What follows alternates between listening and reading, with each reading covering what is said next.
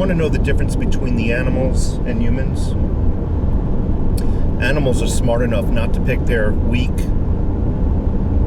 or dumb to lead the herd.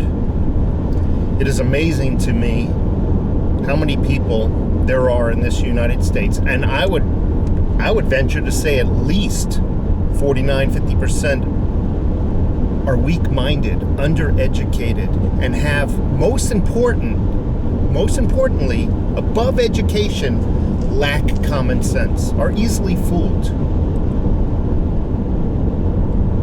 And make no mistake about it, just because you have a college degree does not mean you're educated, and it does not automatically grant you common sense. And just because you don't have a college degree doesn't mean you're stupid. Actually, to me, what makes somebody intelligent is the ability to use common sense, to be able to think independently from what is considered the popular opinion.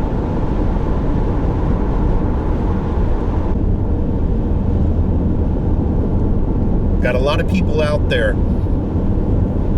who are so easily manipulated by the news. And where am I going with this? Okay, we all saw the verdict of the cop who had his knee on the back of Floyd. Well, he was just convicted on all charges. Now, this, I'm not talking whether he was guilty or innocent.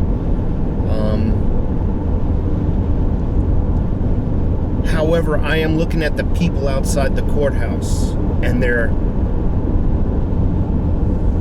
foaming at the mouth, working themselves up to a lather before the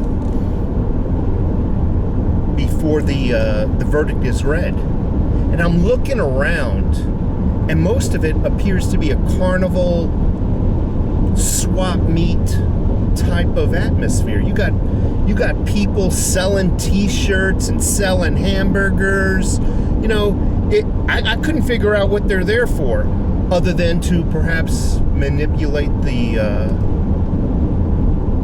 jury.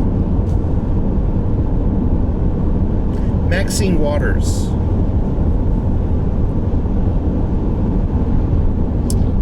She went out there to stoke the fires, not stroke the fires. Although she looks like a freaking demon. Ooh, man, horrific looking lady. I pity the fool that has to wake up and look at her every freaking morning. But nonetheless, you got these leaders. And why do they call them leaders?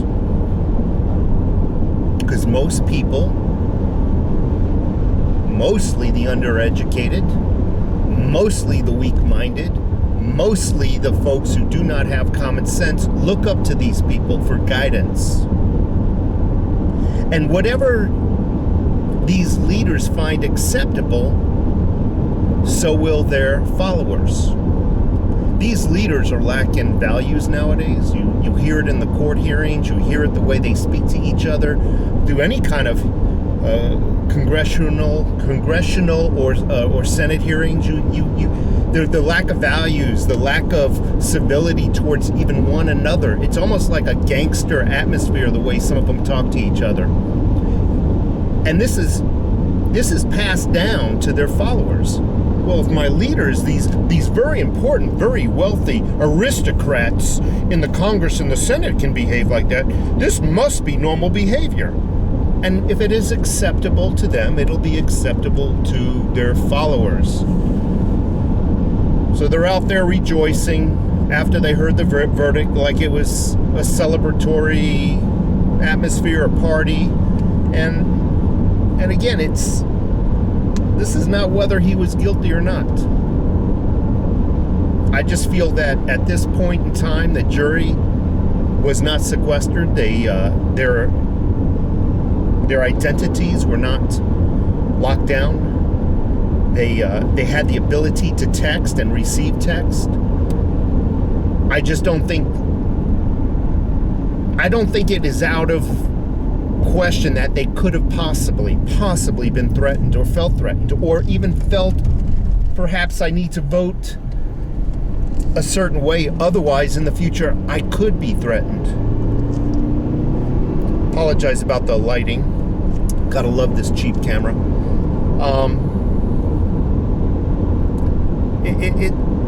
It is amazing to me, and I'm going to end this video by saying this. Most importantly,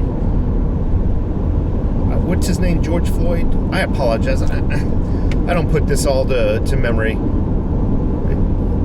He got T-shirts. His family was able to raise millions of dollars. Got a gold coffin, and in his name they burnt down cities in many states. Made local and international news. Meanwhile, we have hundreds and hundreds of children, innocent children, that are being shot down. They're not raising any of that money. They're not getting gold caskets. They're not getting the recognition that this person did. And why do I say this person? Because he had a career. He was a career criminal. He was a career drug user. He put himself in the position, again, not saying that the cop was right, but he put himself in the position, this career lifestyle, put himself in the position to always require police attention and police, you know what I mean. I just had a Biden moment. You know that thing. Police intervention, police attention. He put himself in that situation. Now I understand. No criminal, no drug user deserves to be killed. I understand that. But he is partially to blame for the police being there. He's got his family, him. They have to hold some responsibility.